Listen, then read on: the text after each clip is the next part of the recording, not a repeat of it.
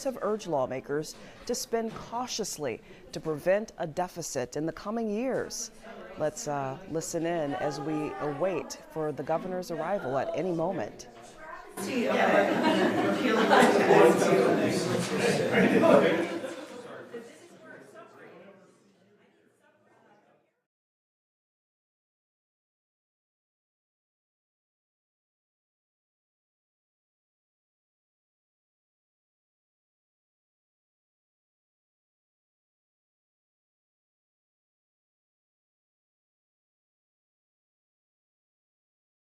You got yours up here too. You need them?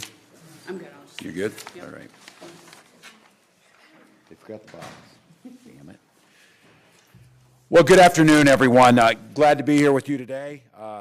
As we've been saying, last year we made generational historic investments in Minnesotans, whether it be the ability to provide meals to all of our children, a historic child tax credit reducing childhood poverty by 1/3, meeting matching dollars for all of the federal money that will continue to make, as it was announced this week, Minnesota's roads the best of the 50 states in the country as we build towards the future.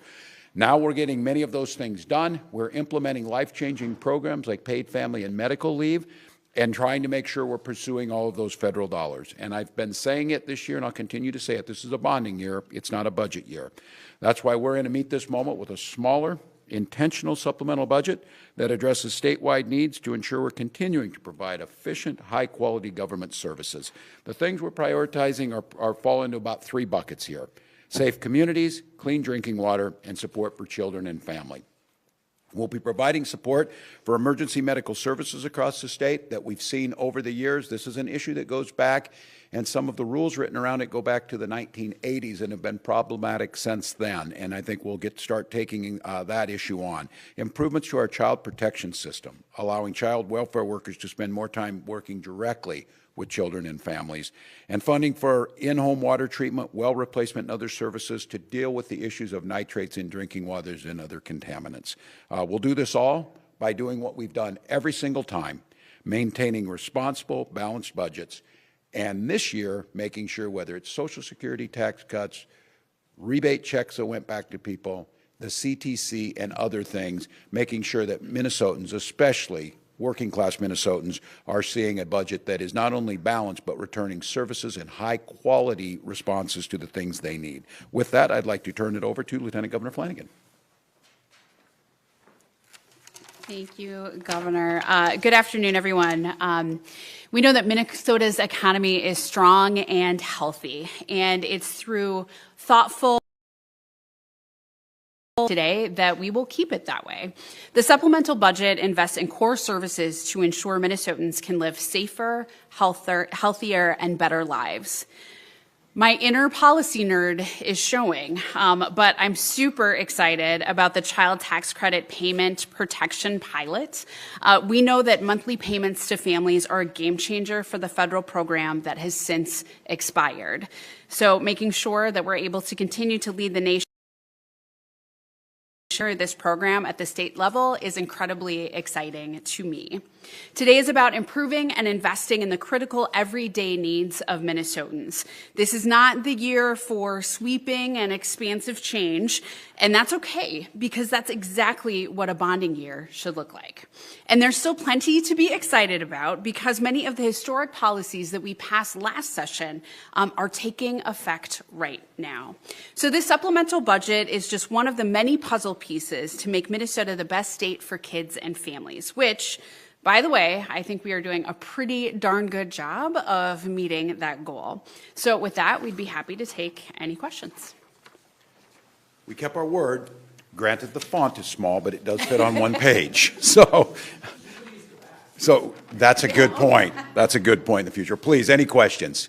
And we have all of our experts here, too. Missing is money for school milk. Yeah. Did that not make the cut? Look, it is a priority of ours, and I think many in this room understand.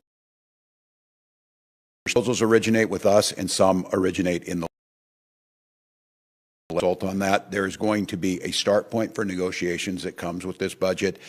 We are still very interested in pursuing the milk program as part of school lunches, and we'll see where that fits in at the end.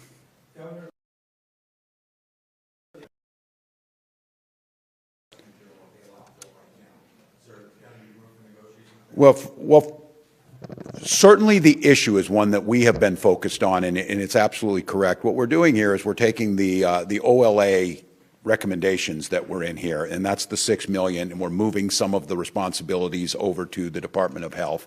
And then we're targeting the highest needs, and those are ones we know right now. I think the bill that's being proposed, I think those are valid concerns.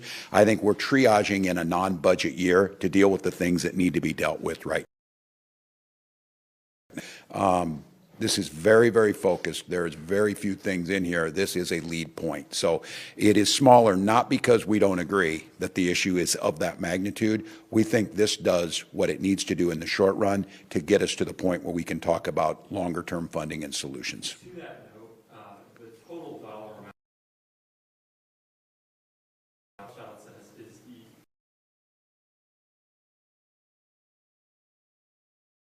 $10 million is hardly a drop in the bucket.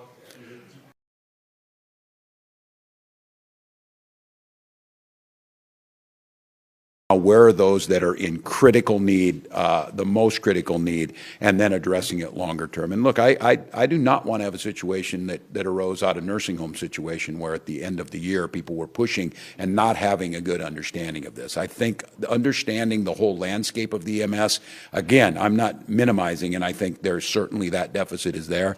I think what we're trying to do is, as we looked at the numbers, these are the ones that are in the most critical positions right now. We can deliver for that. And again, I would make the case is, what we're putting up is a entire supplemental budget that we're putting forward. It makes up the lion's share in many cases. So, can you expand on what the child tax credit payment protection pilot is? It's taken up 40. You've been waiting for this the whole time. He came living for this. So, Paul Marquardt, Commissioner of Revenue, and just to kind of put the umbrella on this, Governor Walz, Lieutenant Governor Flanagan's big goal is to make Minnesota the best state in the nation for our kids and families, and with that, to ultimately eliminate child poverty. So as you know, last year was enacted a nation-leading child tax credit. And as Lieutenant Governor Flanagan mentioned, now the governor, Lieutenant Governor, are proposing, which would be the first state in the nation, make Minnesota the first state in the nation, to do advanced periodic payments on the child tax credit. The federal government did that in 2021 when they expanded the child tax credit. And the thing about advanced payments and that importance is that it enhances the ability of the child tax credit to get to that 33% child poverty cut. It really helps that. All studies show that by advancing those payments, making it more consistent and predictable for families enhances the effectiveness of that. So one big part of making sure we have an effective advanced periodic payment is to make sure we have people participating there. And one of the big obstacles for people getting involved with the advanced payment is the fear of, okay, right now I meet the income levels, but now if I get a new job or a spouse gets a job or a promotion, it may take me out of the income range to qualify for this credit. So this provides the child tax credit payment protection pilot would be for 4 years. And it would be, right now, what we're looking at is an advance payment of 50% of whatever that credit is. That's what you would receive.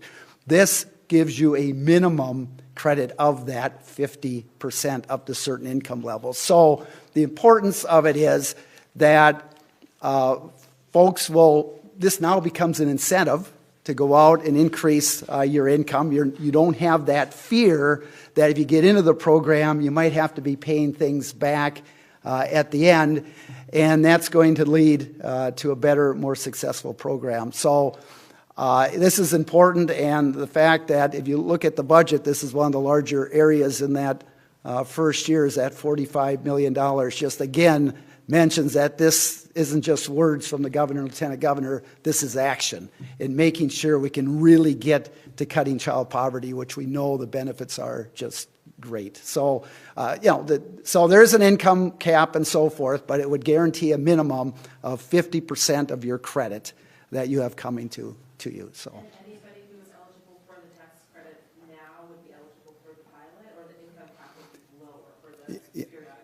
Yeah, everyone would qualify, even those who take the lump sum at once or the advance payment.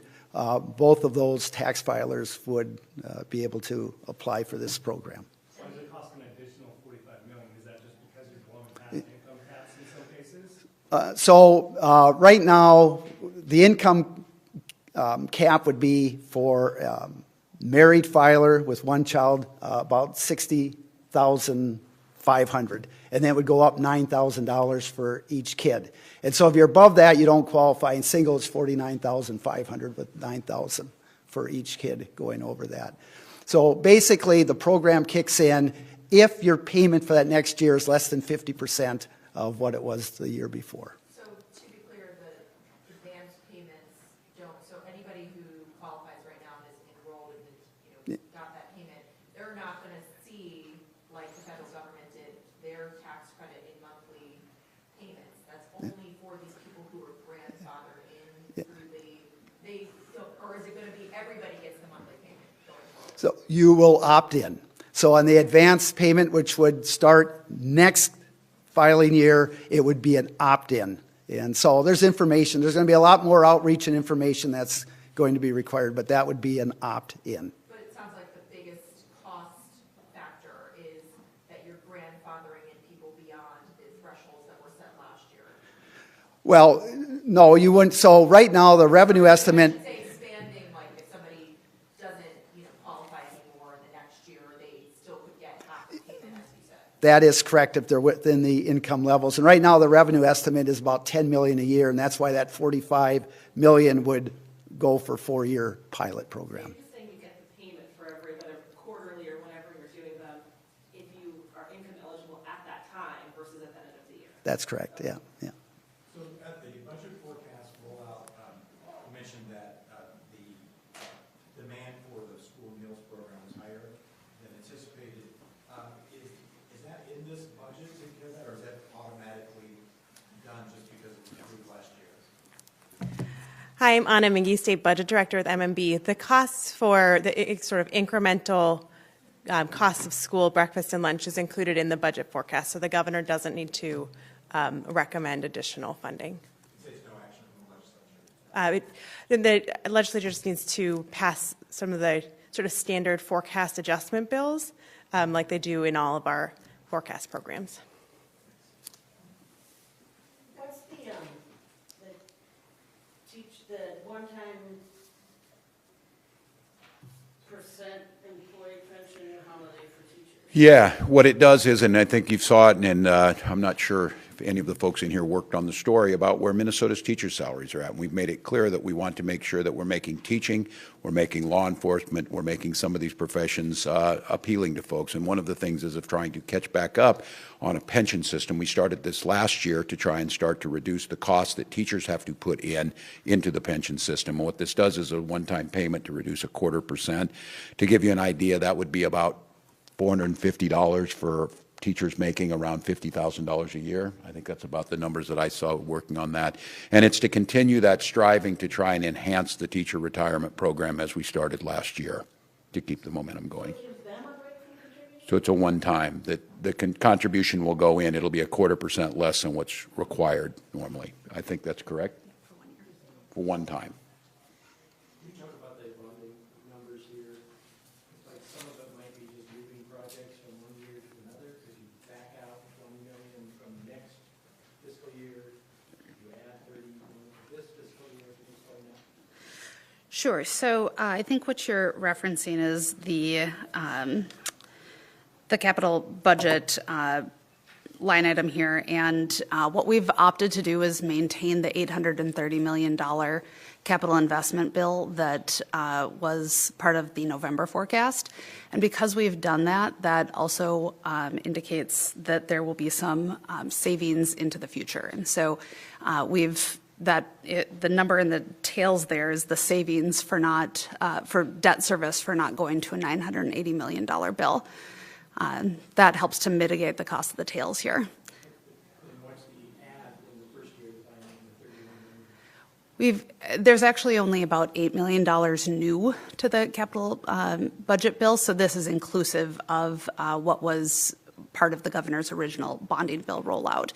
So the total bonding bill now is $989 million as opposed to $982 million previously. And there are very minor changes in the bonding bill. You will see that we've increased funding for the Bowser Wetland Road Replacement Program due to the increased transportation projects that are anticipated. We have made some adjustments at the request of the Department of Military Affairs based on their changing priorities, and we've moved a small nitrate program into the supplemental budget. So very minor changes. Did that answer your question? Okay. I would note that in the 26-27 that there is $2 billion on the bottom line was left on this after the November forecast. So the slight changes we made in the supplemental still, if you recall, we were around 82 million. There's a slight changes that we've added to these 3 buckets of priorities: the EMS, children, family, and some of the water work, and then of course our child tax credit. So we still, again, that number after 26-27 is $2 billion left on the bottom line. In addition to, we are maxed out to our statutory retirements and our rainy day funds. Well, Governor, there are people upstairs, Brian, who are going to look at that $2 billion and think you're a cheapskate. Why aren't you spending some of that on programs? That's why I didn't. They think are really important. Yeah, no, they are important. And I was going to say that's why I didn't release it on Friday on the Ides of March, and we came till today. Yes, they're going to be, and that's their prerogative. These are programs that they're going to be arguing for that I am in full support of too. It comes back to the fact that we are not in a budget year, we're in a bonding year, and that we have got a responsible budget, and we're starting to see growth come out of those decisions, that we will have an opportunity when we come back next January in a budget year to flesh those out. And there's certainly things that we put in there to make sure we keep the ball moving forward on those top priorities, making sure, and I've always done everything we can to expand the access to health care. And you see a little bit in here to make sure we're focusing on those programs. But it's just simply a matter of this, we captured those generational fixes in many cases after years of gridlock, and this is a year to focus on bonding, small supplemental, and make sure we're fiscally sound going out. But I hear you, and I think they're very valid, and I think the discussions are certainly needed because they put us in a better position when we are ready fiscally to make some of those decisions. We will have the data we need. Why are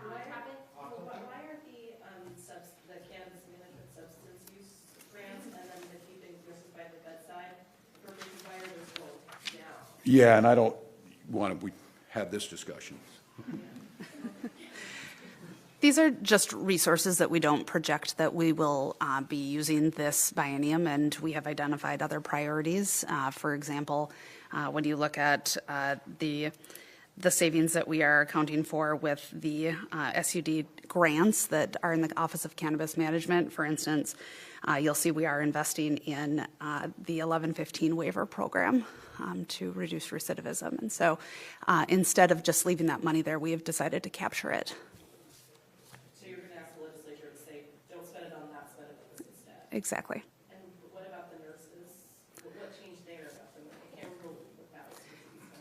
That was a contingent account in the event that that bill passed, and it didn't, and so the money is available.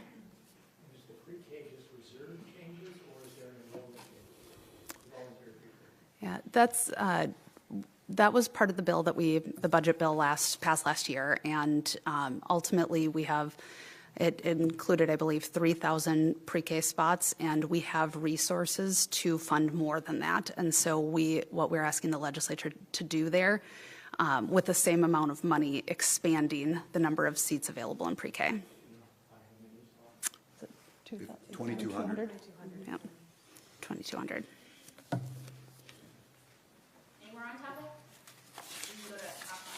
We can go to Governor, we'd like to hear your thoughts on rideshare. Do you want the legislature to step in? Is there a time frame you'd like to see something done?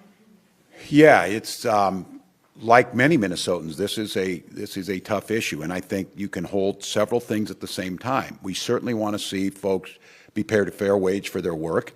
We also want to make sure that that wage structure allows for the business to go forward. I am deeply concerned should the rideshare companies leave.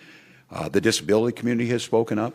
I think folks who have, and a generation of folks who don't drive while drinking as much anymore because they use the ride shares and then just basically getting around. Look, I'll bring all the folks together to get this fixed, but just candidly, I'm not super hopeful because of the decision that was made in Minneapolis. I certainly would have liked them to wait for the most extensive work being done about what we can do to support drivers in this program, which we did, the largest single study, 18 million rides, the best study that's been done, and the only study statewide in the country. I would encourage Minnesotans to, if you're in Minneapolis, contact your city council, talk to them about, look, we want to pay drivers a fair wage, but we don't want these services to go. And there is a roadmap in that study that I think provides that to be done, and talk to the legislators. So I think my hope here is that at the end of the day, people take a step back and then everybody comes to the table. But it is not acceptable to not come to the table. That is for the rideshare companies, need to get back here and do this. Legislators need to come and work on this. We're willing to try and play our role in it, but again, this is very frustrating to me because I view this as a utility that is needed. And to lose this, I don't think it's a plan to think somebody might step in. But that's not really a plan. That's hopefulness.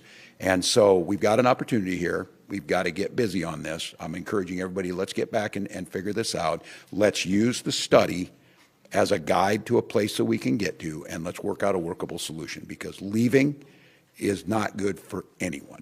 Governor, do you support a bill that would the state law would preempt the Minneapolis race? Well, I've spoken many times on this. I am certainly not a fan of preemption, and I try and stay out of that. But I think the fact of the matter is the decision by those 9, 10 city council members, because the bulk of the 18 million rides are here, have impacted the entire state and a much broader area. I think it makes sense because of the nature of these, if possible, to get that working solution on a statewide. And we took the time to look at outstate versus the metro. We took time to look at all of the variables from the licensing and idle time, and gave a menu of possible solutions. I am still a bit baffled by we said that was coming and the need to go 12 hours before that to put something that went outside those parameters. I would support us coming back using that. I think the city council could use our study to craft something that we find a working solution. Again, no one's disputing that these drivers need to make a decent living. It needs to be fair. Our study found out they aren't being paid enough. But it also found out that there's a sweet spot in there where the rideshare companies can still continue to operate. Folks can use that service. That's where we should end up. But there's a bill from some Democrats right now that's basically almost aligned with Minneapolis's rates. So, you know, so in other words, they're going above what that study suggested as well. Are you going to have any conversations with leaders about getting more to that, you know, range that the delegate? Yes, but they need to come in first. So just taking your ball and going home isn't the place to do that. And I say this, and just candidly to all of you, I will do everything we can to make a working solution on this, but I'm not super hopeful because folks are simply putting stuff out there, not showing up. And I guess this is a game of chicken. It's a game of chicken with folks in the disability community. It's a game of chicken with folks who need rides. It's a game of chicken betting you know best what those rideshare companies are going to do, or the rideshare company thinks what the city council is going to do. That's no way to do business. Yes, this gig economy is complex. It's hard. There's more work to be done in it, but I don't think anybody can deny. I don't think I'm overstating it when I say I view it as like an essential utility that we need now to make things work. That's what I hope your readers, your listeners, your viewers are thinking the same thing. They don't want to take advantage of the drivers, but they also don't want to lose the service. I think everybody involved here. Little of both. Yeah, go ahead. Oh, go ahead. I'll go here and here. Could you expand on your comments about Mary Moriarty and the charges against the state trooper? Well, look, this was last week talking about this. This is a serious case. Obviously, when someone loses their life, and there's a case like this, there's controversy, obviously, around the charging decision and some of the transparency issues. And look, I'll go back to this. In a case like this, transparency is king. And it's one of the reasons why we passed sweeping legislation providing body cameras and other responsibilities on this. So I'm glad the judge has talked about this. I think some of that documents will be turned over. The allegations that are before the court about not getting the information around the expert witness, and again, I do have to preface this. I have responsibilities and legal authority in certain things, but I listen to people, whether it's on health issues or lawyer. I'm not a lawyer myself. But as a layman on this, why would you not listen to a use of force expert? Why would that not be central to something you would do? And I think the allegations, and I will say if there are allegations at this time, release documents and let us know. So I don't take these types of decisions. Look, this idea of being frustrated about this case, I have to be very careful how I express those things in any legal matter. I do trust juries. I do trust justice system. That's at the end of the day what needs to happen here. But a case needs to be put in front of them that's fair to get justice. And I have expressed my concern that in talking to lots of legal experts, there's a lot of confusion and controversy of what's happened so far in this case, and I just want to make sure that it's fair. So that's where that's coming from. Would you consider taking the case? Well, I don't take that lightly, and I think many of you know the history of this. It's been done twice, and I was one of those cases in the McKeever case. And I think you have to leave options open. That authority was given to the governor to be able to exercise that judgment, but I want to be very clear. That is a very serious step in terms of our justice system, which, as I said, I still believe juries can do the right thing and justice can be served. But I've expressed it in this case because there's been statements and things that have been in this from the beginning that are concerning. So that option is always open. Hey, Governor, are you close to making a decision on that? And would there be a conflict of interest to give it to the Attorney General's office because they represent and control the legal matter?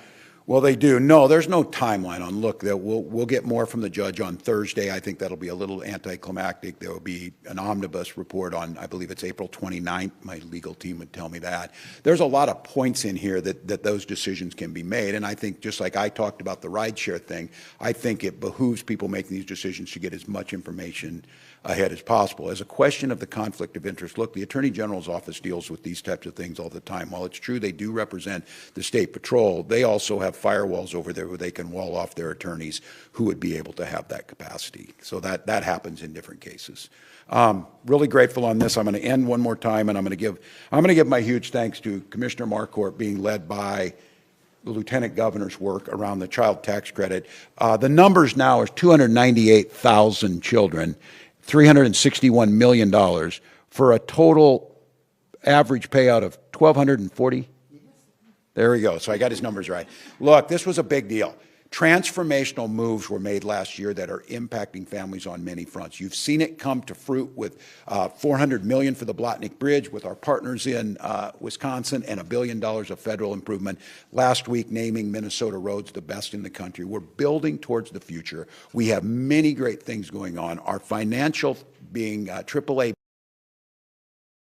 look strong. Revenues are still outpacing expenditures, even as last month's. But this is a non-budget year.